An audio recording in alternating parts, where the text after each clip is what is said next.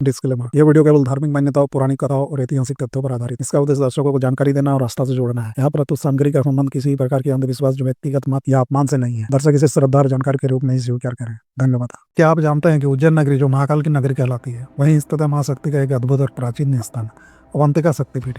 यह वही स्थान है जहाँ देवी सती का ऊपरी होंठ गिरा था और तभी से यह स्थान भक्तों की आस्था का केंद्र बन गया। कहा जाता है कि यहाँ माता की पूजा करने से साधक को न सिर्फ भौतिक सुख मिलता है, बल्कि जीवन के गहरे रहस्यों का भी ज्ञान होता है। आज हम आपको लेकर चलेंगे रहस्यमय शक्तिपीठ की अद्भुत यात्रा पर।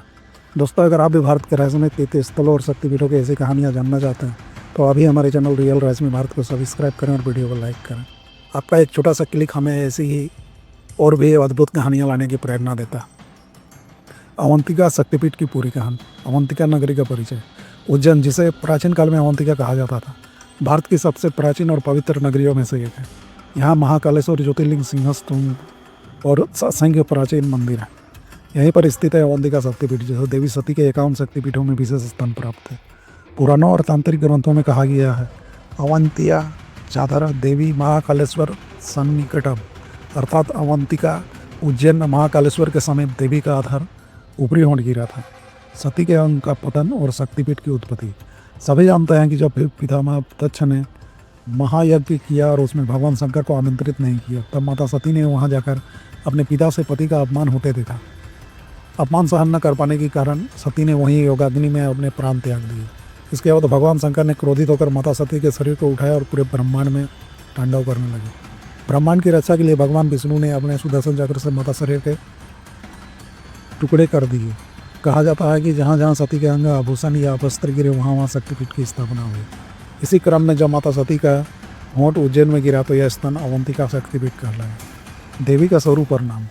अवंतिका शक्तिपीठ में माता का नाम महाकाली या महालया देवी। यहाँ माता अत्यंत दिव्य और उग्र स्वरूप में विराजमान है। माता का संबंध यहाँ महाकालेश्वर ज्योतिर्लिंग से भी माना जाता है। मान्यता है कि इस पीठ में देवी महालया और भैरव, काल भैरव की पूजा साथ में होती है। धार्मिक महत्व। अवंतिका शक्तिपीठ केवल एक तीर्थ स्थान नहीं है, बल्कि एक आध्यात्मिक साधना का केंद्र है। शास्त्रों में कहा गया है कि यहाँ पूजा करने से भक्तों की वाणी मधुर होती है, साधकों को शक्ति और तेज प्राप्त होता है, विद्या, ज्ञान और साहस में वृद्धि होती है, शत्रु बाधाएं दूर होती है। यह भी कहा जाता है कि अवंतिका शक्तिपीठ की कृपा से साधक को मंत्र सिद्धि और तांत्रिक शक्तियाँ प्राप्त हो सकती है। अवंतिका शक्तिपीठ और महाकालेश्वर का संबंध। उज्जैन का नाम आते ही सबसे पहले महाकालेश्वर ज्योतिर्लिंग की याद आती है।